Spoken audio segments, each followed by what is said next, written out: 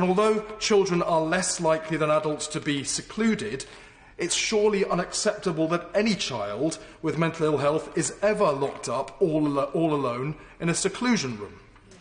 I was grateful for the huge support from across the House for Shenny's Law, which became an Act of Parliament last year, and it introduced some important principles into law that now need to be extended to protect all people with mental ill health, including children, in every setting, not just in mental health units to which that particular piece of legislation applied.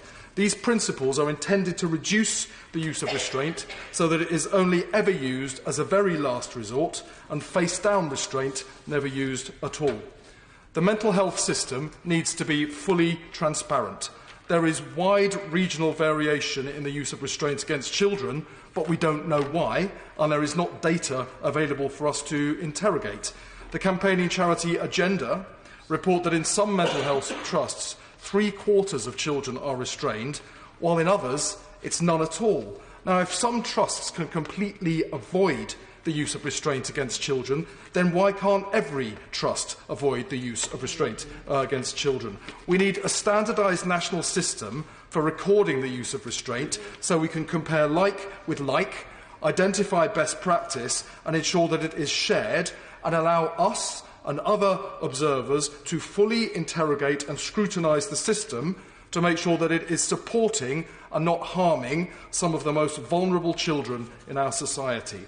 Half of all girls with mental ill health have experienced some form of abuse, either physical or sexual, that affected their mental ill health. The use of restraint against them, especially being pinned down, face down on the floor by men, reawakens the horrific abuse that made them ill in the first place, and that can mean they leave the care they should be receiving with worse mental ill health than they arrived with, and that surely cannot be acceptable. The second important principle is accountability. All mental health settings need a policy in place for restraint reduction, with appropriate training in place to make sure that restraint is avoided whenever possible.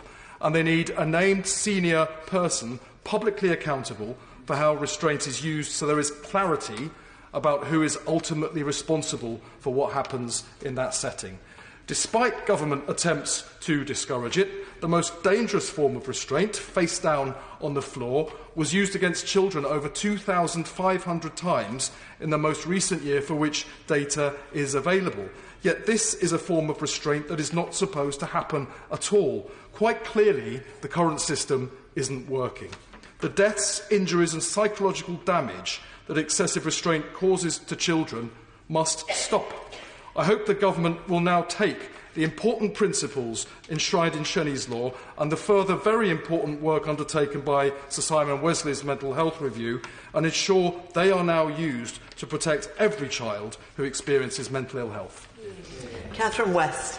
Thank you, Madam Deputy Speaker. And may I rise firstly to pay tribute to the work of Inquest and Deborah Coles, who has worked in this field for many years.